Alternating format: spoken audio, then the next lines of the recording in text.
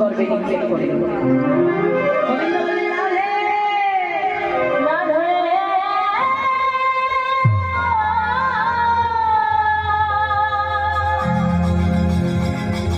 রাধে তোমার গর্ভ মাঝে আমি পরম ব্রহ্মে স্থাপন করেছিলাম, আর তুমি কি করলে? সেটা লজ্জা করে একটা ডিম্ব পোষণ করে সমৃদ্ধ করতে পেরে দিলে। আমি তোমায় অভিশাপ দিচ্ছি, জীবনে কোনোদিন তুমি আর মা হতে পারবে না।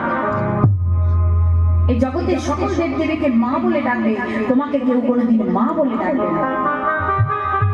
যার জন্য দেখবেন মা, মা কালী, মা দুর্গা, মা সরস্বতী সবাইকে আমরা মা মা বলি, কিন্তু রাধা মা কেউ বলি না, রাধা রানী।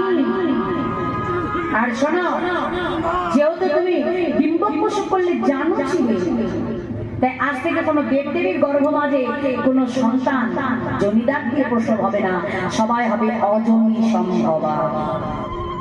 মাগো, তাই রাধারানী বক্ষ কমলটা কুচে দেবো কেন না, যে রমণীদের সন্তানেরা স্তনপান করে না সেই রমণীদেরকে বলা হয় কুচো যুগল, আর যে রমণীদের সন্তানেরা স্তনপান করে তাদের বলে স্তন যুগল।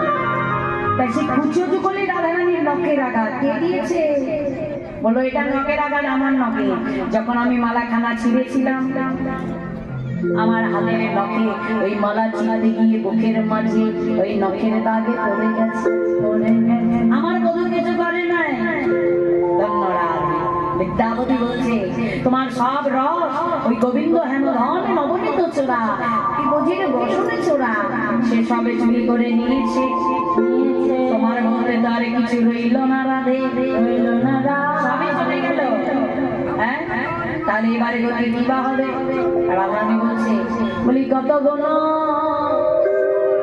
আমার বধুর কথার কথা বলবো, বলি কত গুণ কহিব বন্ধু